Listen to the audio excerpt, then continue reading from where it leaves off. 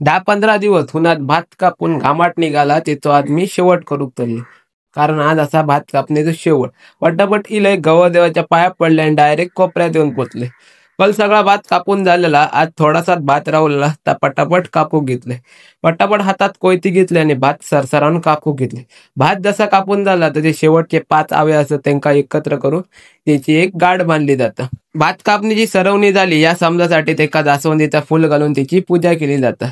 पटापट फुल घातले आणि भात जोडूक सुरुवात केली. एका साईडला आम्ही भात कापित होता तर दुसऱ्या साईडला माझा बापूस भात जोडीत होतो. मी सुद्धा सगळा भात कापून झाला तसा भात जोडू घेतला. ऊन तर जास्त लागतच होता, मरांदे आज शेवटचा दिवस हा, तसा आनंद सुद्धा माझ्या मनात झालंच होतो. भात पटापटा जोडला आणि सगळा काय भात जोडला होता वला होता म्हणून एकत्र गोळा केला आणि हळद सुकत घातला आणि संध्याकाळच्या टायमिंगला घेऊन जाऊ. जशी संध्याकाळ झाली तसं मी टेबल डोक्यावर घेतलंय आणि घराची वाट धरली. तरी जाता जाता नक्की चॅनलला सबस्क्राईब करा. चला भेटूया आता पुढच्या व्हिडिओ.